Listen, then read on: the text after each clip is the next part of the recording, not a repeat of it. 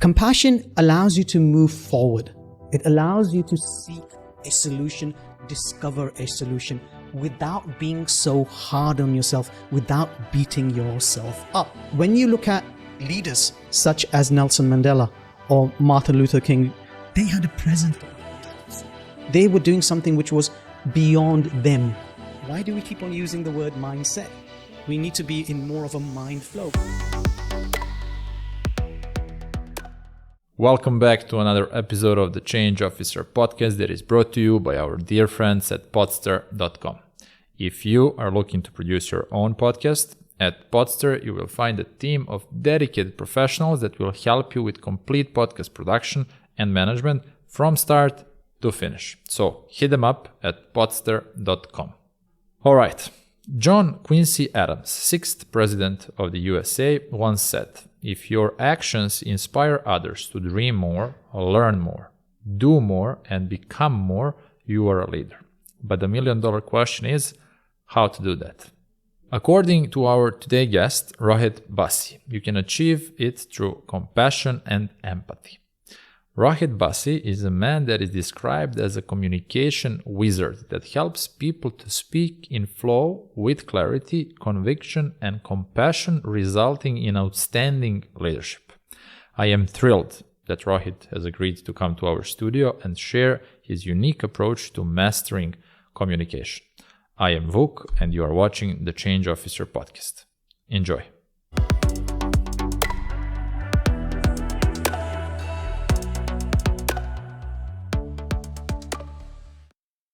Welcome to the Change Officer, Rohit. Thank you for allowing me to be here. Really appreciate it, Vuk. It's my pleasure. I'm looking forward to our chat. It's going to be deep. Oh, I think I'm in the wrong office. On your website, you wrote, "Conscious communication gives you the opportunity to win more attention and more business." What do you mean by that? Okay. So when I say conscious communication, we go back to the realm of being in a state of mindfulness. Mindfulness is being present in the moment, being aware about yourself, your body, your emotions, your thoughts, your experiences, and your environment. So that means you get more alert, more attentive.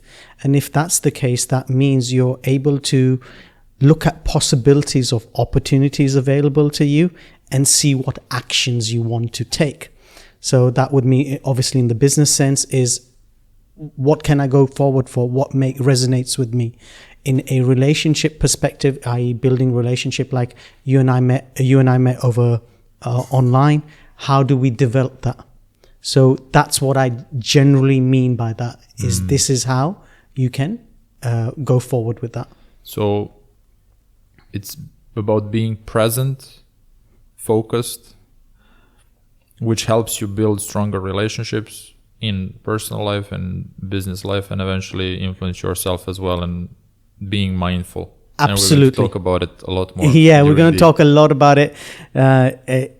Like many people out there, if I would say is most of us, we relate mindful or mindfulness just to meditation.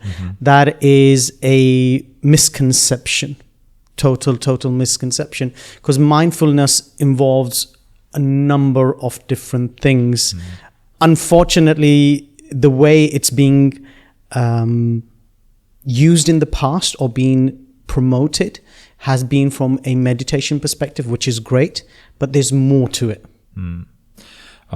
You previously worked in several companies, you invested, your background is coming from IT. How did this happen that you entered into this world of coaching and working with leaders of the Middle East?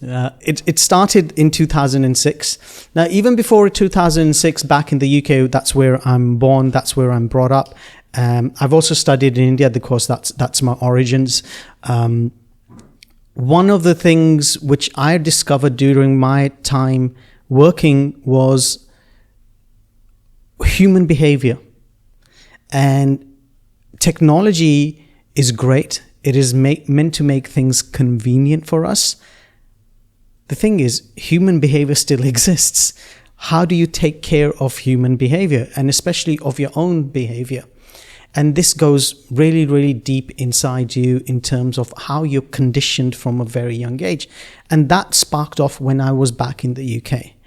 And what I realized was, yes, I love IT, but this thing about human behavior is something which really excited me, because how come one person is different from another person? Or different is not the correct word. I would say unique. Vuk, do you have any siblings? Yes, I have a sister. So you have a sister. Now, if you look at yourself and your sister, there might be similarities between you, but are you both the same? Of course not. You're not. The way you behave is unique, even though you've been brought up by the same parents. How is that possible? Yeah, so now it all depends on conditioning. Mainly it's conditioning, how we process that information, how we actually then, after processing that information, how we deliver it, how we communicate it. So that's what really got me excited. And when I came to the UAE in 2008, when the credit crunch happened, I started thinking, what do I want to do next? And I always wanted to do this, but I was too scared to do it. So that's where the whole journey started. You are very enthusiastic about compassion, and this is the field that you are exploring a lot.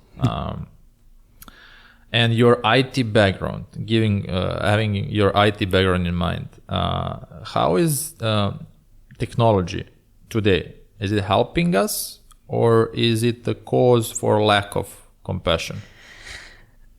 Now, that's a very, very interesting question. Not that your other questions are not going to be interesting, but that's a very interesting. No one's actually really asked me that question in that way.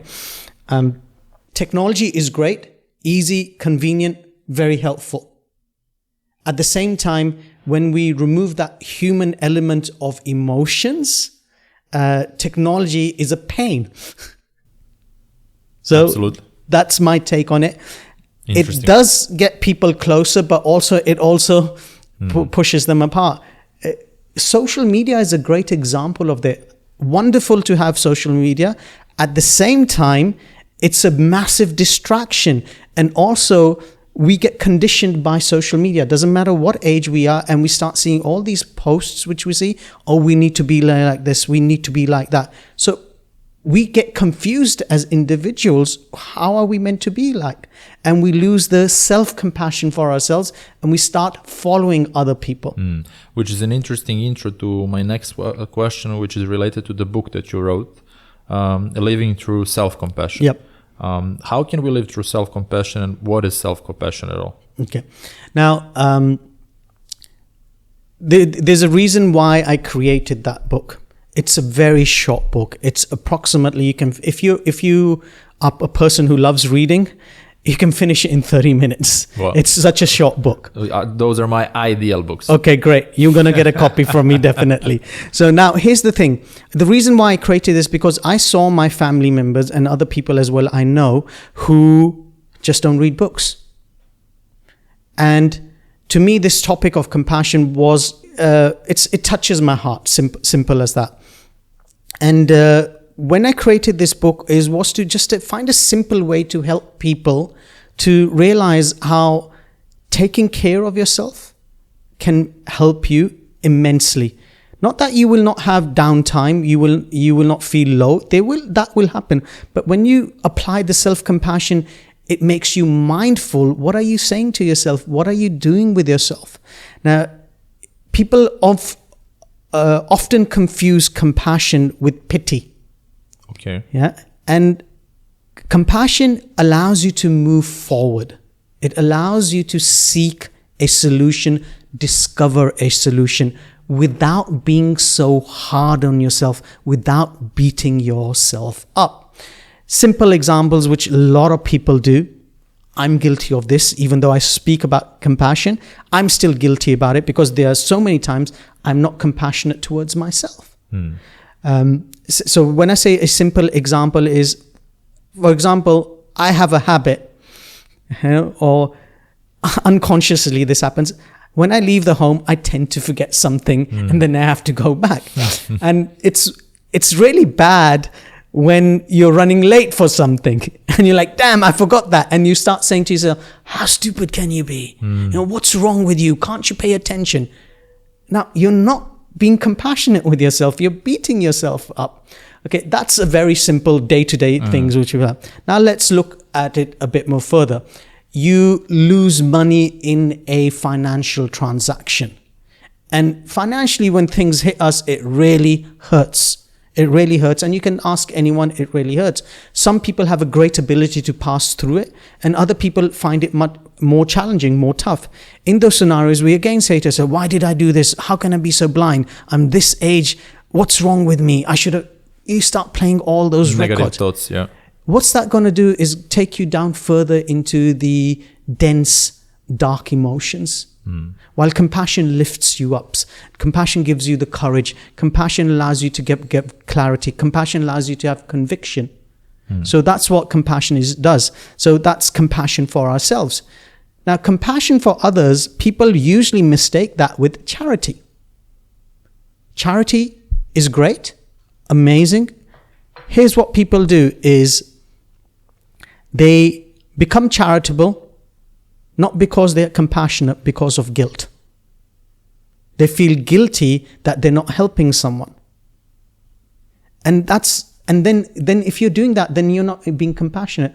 Compassion requires you to have no expectations. If we talk about learning to be compassionate, there is a term that you are mentioning, executive presence. Is there a shortcut to the success? Can it be learned, or is it just naturally installed in someone? How do we work on compassion? There is no shortcut to success. It all comes down to how we have been conditioned and programmed from a young age. Because I might give you the greatest formula of how to be successful, or somebody might give it to me, but I'm finding it very difficult to apply because there's so many things going in my mind that I'm not able to fully fulfill that or deliver that formula. So for me, success might take 20 years. For another person, it may take 10 years. For another person, it may take 5 years. And it's a relative thing. What is success? Absolutely. And also, you have to think is in the first place is, what do you define success as? Do you define success as having materialistic goods, materialistic wealth? Do you define success as having a great family? Do you define success as having a great career? What do you define success as? So when you talk about executive presence, what do you mean by that? So executive presence is a terminology used in the Western world in how you are authentic, how you're credible, and how you sustain yourself. So in other words, it's about how good are you at making decisions, especially during those tough times? How good are you at carrying yourself? How good are you communicating? How good are you with your emotions? So in other words, how wholesome are you with them? And when you look at leaders, and especially I'm going to talk about specific leaders over here, such as Nelson Mandela or Martin Luther King, they had a presence about themselves. They were doing something which was beyond them. It was not about some kind of transaction. And this is where they had that humanity, that compassion in them about helping the community, going beyond whatever is possible.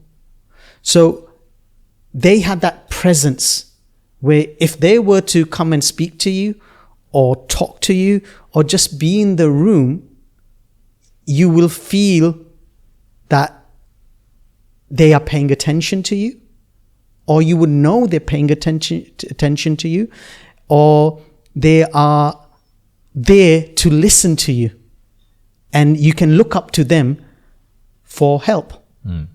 Now, that is a part of executive presence. That's what happens. We talk about a lot of, so in the business world, they talk about executive presence in terms of getting promotions in their work or being better with their meetings or their business acquisitions definitely does help you out. Yet it goes beyond that. It goes beyond serving, helping, supporting, not in just terms of a transaction, but in terms of helping, serving, and supporting the community. How do you work on that? I usually divide into executive presences into what I call ICE. Not vanilla ice, ice baby like the song, but that definitely helps you remember it. So what do I mean by ICE? ICE is intelligence. So that's the I. C is communication. And the E is emotional wisdom. Mm-hmm. Intelligence is definitely required in terms of that logic rationale. Your emotional wisdom is required in terms of taking care of your emotions and connecting with other people. Now, I can guarantee you, if we did not have that emotional connect, you and I would not have been sitting over here. But we had some kind of emotional connect that we saw, okay, this is going to be interesting. But at the same time, you also looked at, when we spoke, I think it was last week, when we spoke about it, is like you also looked at from a rational perspective. Does it make sense to bring Rohit over here, or is it just gugagi up in the air? Yeah. So you have to apply that. But now you need to combine those two together, and that comes through your communication. Now, communication, people often confuse it with just speaking. But does the other party understand that communication? And that involves your words, your body language, your voice. So it involves all of that. But then again, it also involves what's happening with me emotionally and what's happening with me rationally. And that's what needs to be developed. And it can be developed at any age, and it just keeps on evolving. It's, for example, when we were talking about your podcast over here, you told me when you started off, there were like 2 simple mics, 1 camera, you just used daylight, and now look at it. It's highly evolved. Now you've got great technology in front of you, great mics, 3 cameras, the artificial light that you can use at any time. It's evolved. I'm sure as you go on, you might evolve it even further. So with everything which we do, evolution. There's always evolution, and there's a time and place for everything. And this is how we move on. I think that's wonderful. There's a lot of leaders or leaders to be who are listening to the show, and they are looking for some inspiration, some guidance, some tips and directions. You said that leadership is about informing, influencing, and inspiring. Yep. Can you elaborate on that, please? You've been really looking at what I write and what I say. Okay. What we're doing at the moment is a form of informational sharing. At the same time, the way I communicate, the way I use my intelligence, the way I use the emotional wisdom which I have, how is that going to influence you? How is that going to make a difference to you? And inspiration is, will you take action? What action will you take? Even if it's 1% of what people over here, what you hear over here, you take certain kind of action. So we all inform. Everyone informs in one way or the other. Sometimes that information doesn't come up very clearly, and therefore people are not influenced. And when they're not influenced, they're not inspired. So it all starts with giving information, but how do you deliver that information? So one of the things which I do with leaders is, and people often confuse leaders in title. Leaders are not just in title. Vuk, you're a leader, I'm a leader, your team, every individual is a leader. Why do I say that? Because they're leading themselves. Right? And I'm sure somebody looks at one of us and they get influenced or inspired, even if it's one person. So that way, everyone is a leader. You cannot just be a leader in title. You don't need to have a title to be a leader. True leaders don't need titles. Absolutely. What are some of the usual mistakes that people are making, and they're probably not aware of them, that is preventing them to be the best version of themselves as a leader and as a colleague, as a friend, as a partner? this goes for all of us. We have been conditioned in a certain way from a young age. So let me put it another way. Often people talk about having a mindset, fixed mindset, growth mindset, whatever, wealth mindset. There's different, people use the word mindset. It's a great way to help people. At the same time, when you use, and I'm very particular about words, and as I grow, I learn more and more words, or let me say, I'm careful of the words which I'm using. I attempt to go towards more of the wholesome words rather than the unwholesome words. Mindset is a wonderful thing. I have a challenge with it personally. And that is, when you set yourself in a certain way, you get fixed in that way. I would rather people have a mind flow. What do I mean by that? Often the mind is confused with the brain. The mind is not the brain. Brain is a physical element. The mind is all of our body and everything around us. It's everywhere. So let's put it this way, Vuk. Okay, we're getting deep now. Yeah. Make sure to elaborate this. Imagine there's a map. Okay, that map, and it's an endless map. That map is the mind. Yep. Mm-hmm. Our brain and our heart, our body, are the navigation tools to go around that map. From a young age, from the moment we're born, I would even say from the moment we're in our mother's womb, we are conditioned to be in a certain part of the map. And we only tend to be over there. Mm-hmm. Once in a while, we might get out, but then we come back in because we are concerned or worried what is out there. We're scared because we've been told from a young age, the way we've been conditioned, that this is the safest place to be.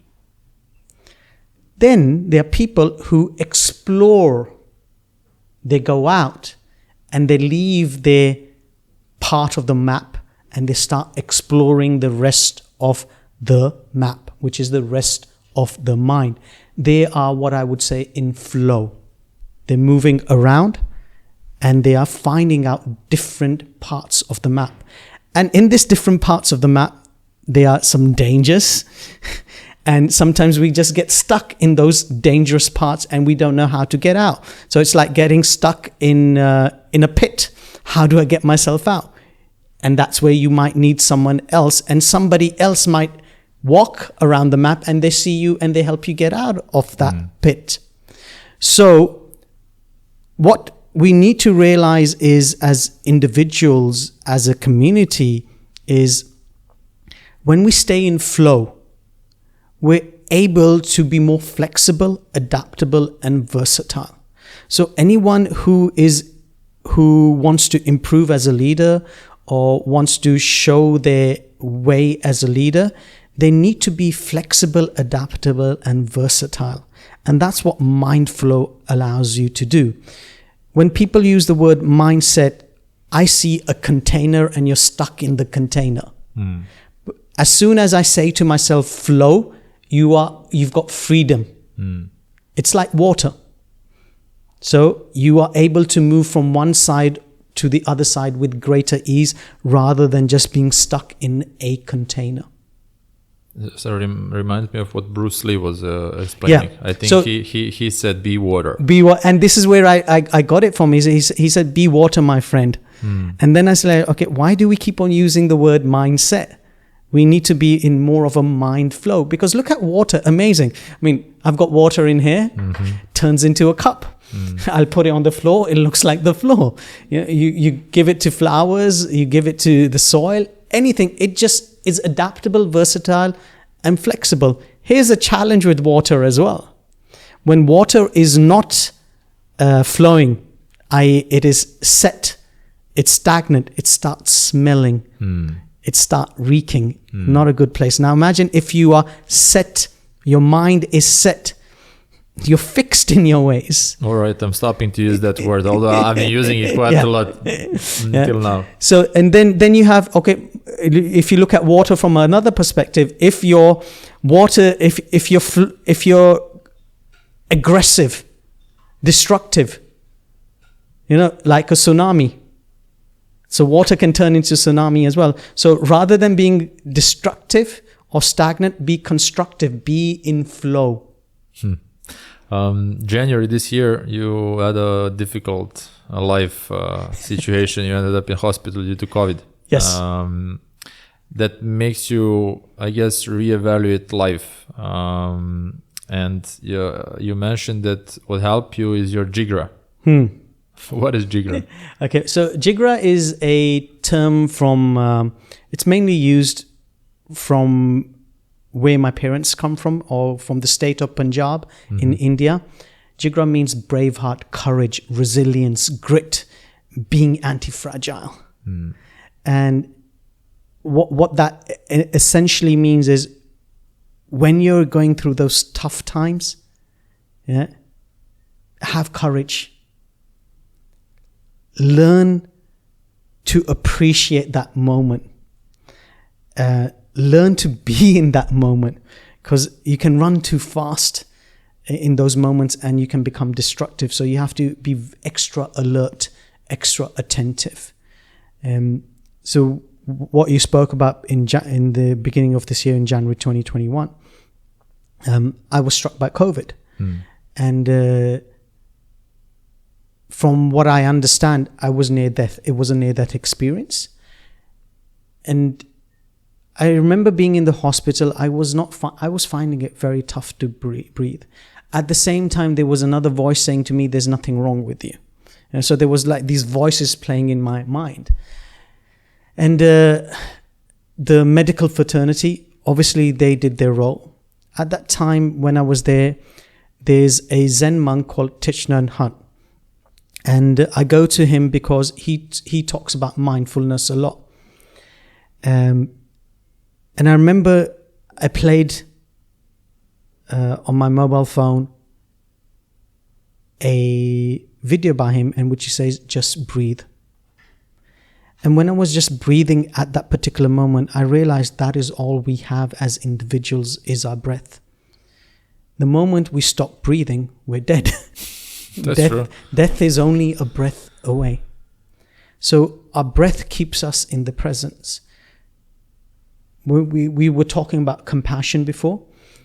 When we are feeling low and we want to get back into the state of compassion, in other words, we need to be in a mindfulness state, focus on your breath. And you will see how you start returning back to this present moment. And suddenly no other thoughts come. And that's my version of that, is saying jigra. That you're in the moment, you find peace with yourself, you, no matter how tough the situation, you give it gratitude, you appreciate it, you awaken yourself from a perspective of being more conscious and how you're going to use your energy. So that's how I would explain that. That's what jigra is about. Interesting. Let's continue talking more about you and your story, your personal side. Tell us more about and help us picture a young Rohit.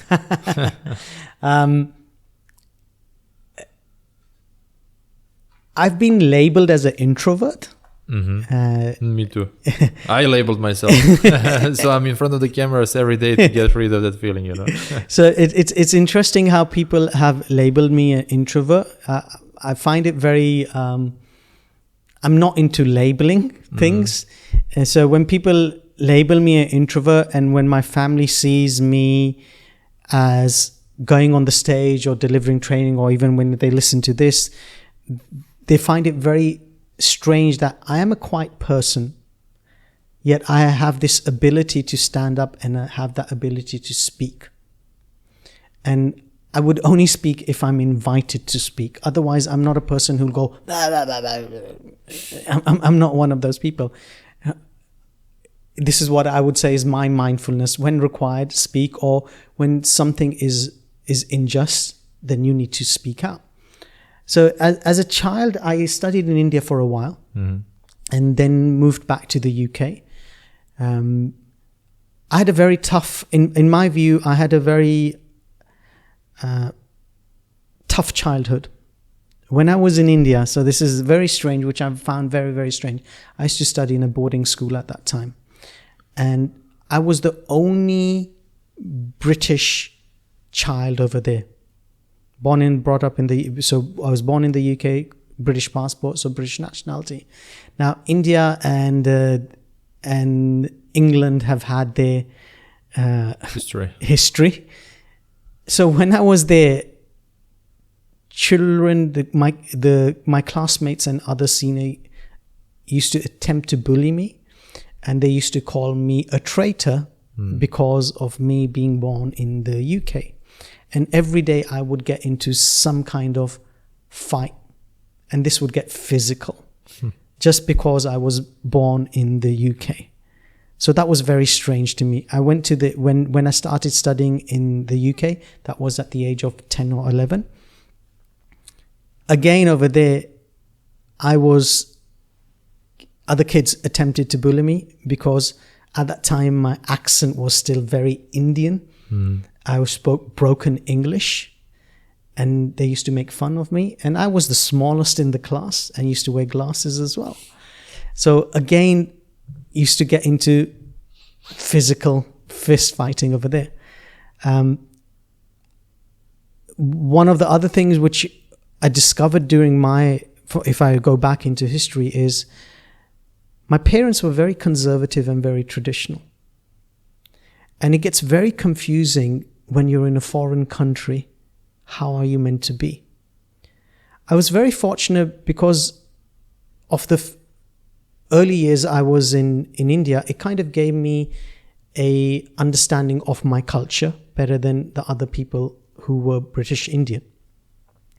And that helped me, made it easier for me to pass through those years, because there was a conflict at home and there was a conflict outside. But somehow the other, I think it is a divine guidance which kept me on the straight path. I went into IT, although I didn't know why I went into IT. And then during that time, even as a young child, I always found human behavior very interesting, but I never knew you could do this as a profession. It was only when I was working for a company called Veritas Software, where we got some training done from cultural communication and other trainings, I then realized, whoa, this is what I want to do. And that's where it started all. I started understanding human behavior will always exist, will always have its challenges. Technology will come and go, but as humans, that human behavior, if we can improve it, it starts evolving per generation. Things will only improve. When you talk now about your childhood, school, teenage years, high school, later on college, and what you've been going through, can you draw some sort of a parallel with you today, your awareness about compassion, empathy, mindfulness, with some of the episodes that you had in your early days, and whether that influenced or helped you become more aware, or did it have any influence on you? I would say it has influenced me. For a simple reason, even as a child, I always had a thing about helping myself and helping other people. And that was from a very young age, even though with the disagreements I got through the kids who were with me, at the same time, even if I've had that argument, disagreement, or that physical fist fight with that individual, if they were in a problem, I would still help them out. And it was not because I wanted their approval or any kind of validation. I just thought it was humane to help someone in need. Simple as that. And the same pattern has gone throughout my life. Is it doesn't matter who has hurt you or who you think has done wrong on you. Is there a way you can help them? And if they are coming to you for help, give them that helping hand. The whole compassion thing started when I was going through a challenging time with my first marriage. And I came across a book called The Art of Happiness by Dalai Lama and Howard Cutler. And that's when I realized is everyone wants to be happy. Yep. Everyone loves this sweet emotion of love. Great. But the core to get to all of that is having that compassion. And compassion can be hurtful because it makes you realize the number of unwholesome things which you do yourself, the number of expectations you have from yourself and other people. And you are really finding a way to get into a state of equilibrium or equanimity, or let's say awareness.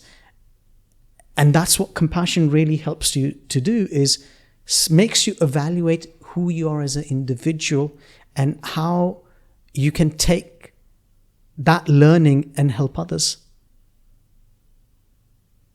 Deep. I love it. There is this movement, global movement, that is called How I Effed Up, which is celebrating failures. Do you have a favorite failure of yours? I did a talk a while back ago, 2019, called Can We Celebrate Our Failures? Exactly. And the whole thing came out from the compassion talk, which is on the TED platform, which I did in 2018. And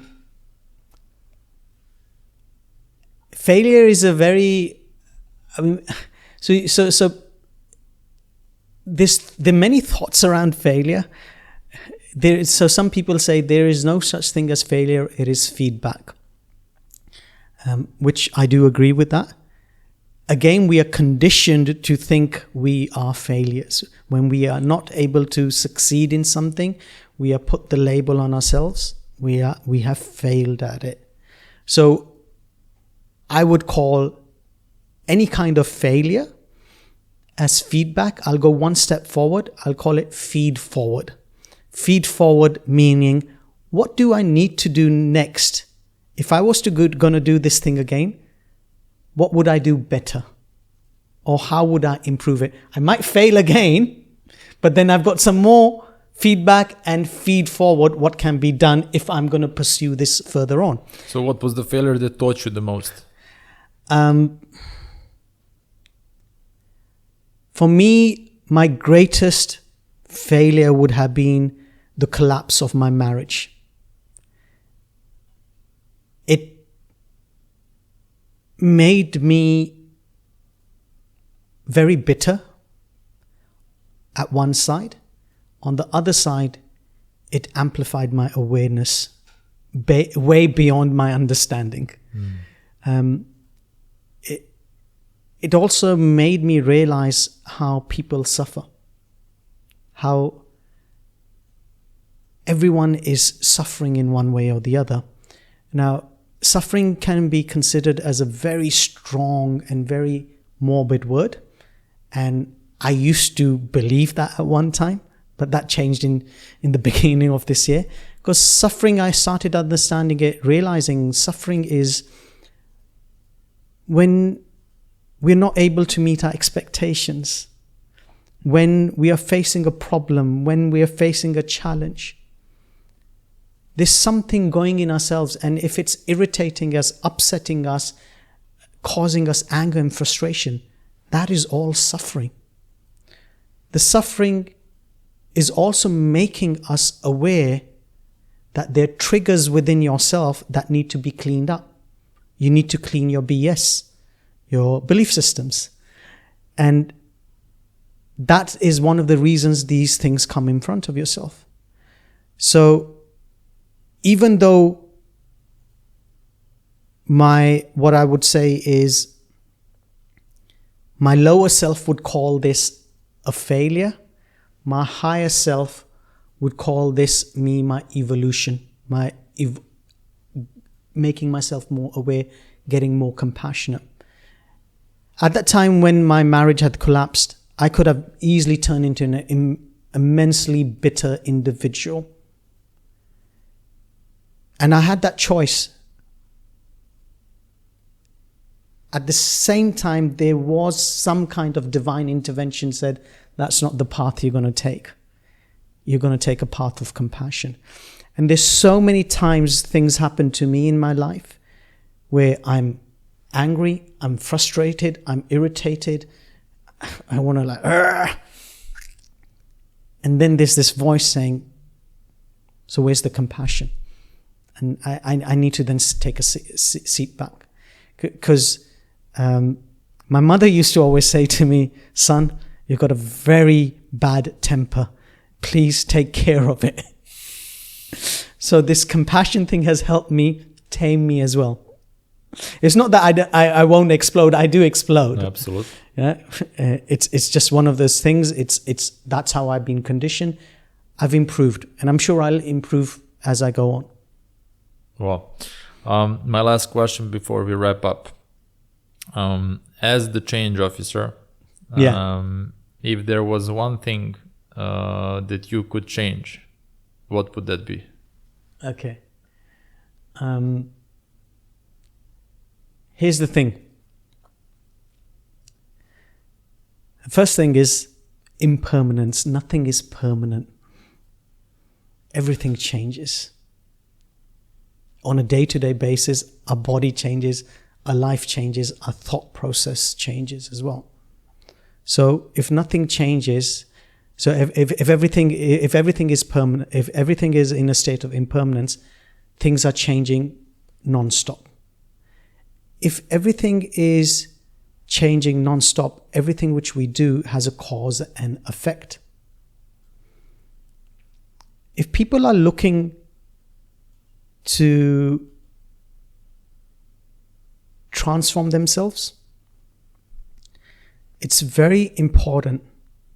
And when I say transform, is it starts with change. When you start changing, a transformation starts happening. When you're doing that, look at what's happening with yourself. It's very easy to blame other people and not take accountability.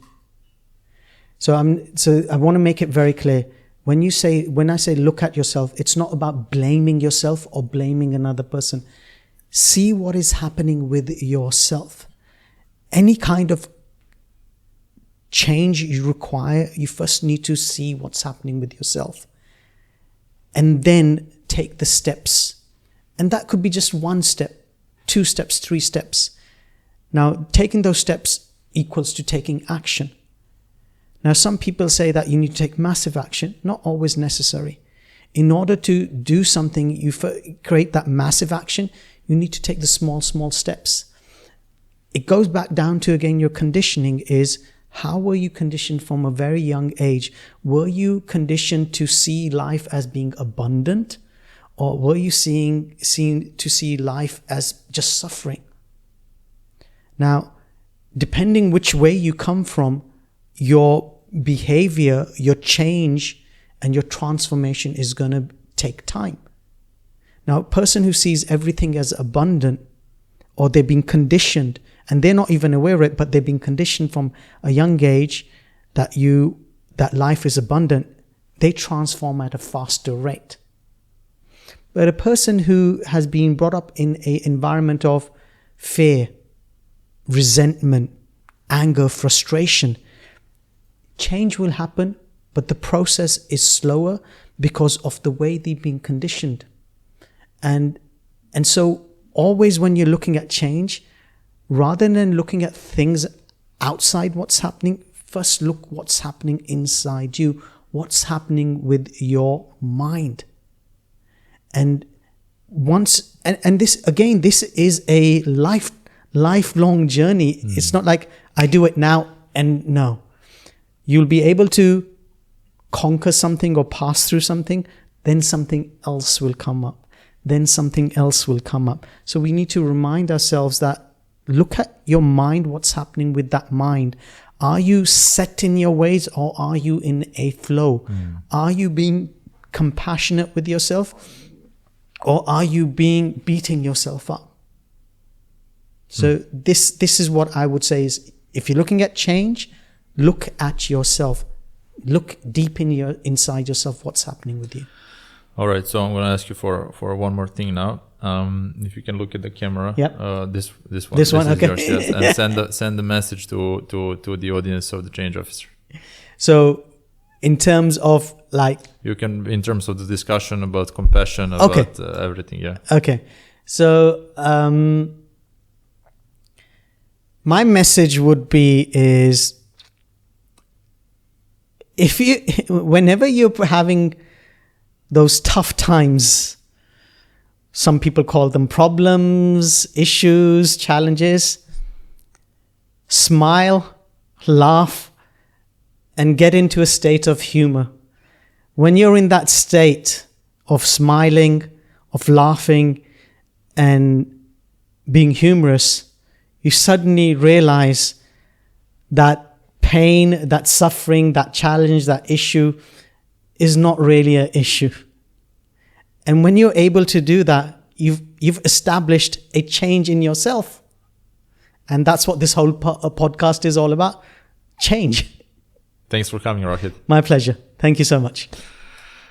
Everyone, thanks for staying until the end. I hope that you enjoyed this episode, that you are left inspired, that this is going to help you at least make some first moves on improving yourself. If you have any questions, please reach out to Rohit or me. We'll be happy to answer all of those. And if you like what we're doing here with the Change Officer podcast, please like and subscribe. It's going to mean a world to us. Stay tuned. There's another great episode coming out next Monday. Take care, everyone. Thanks, Rohit. Thank you.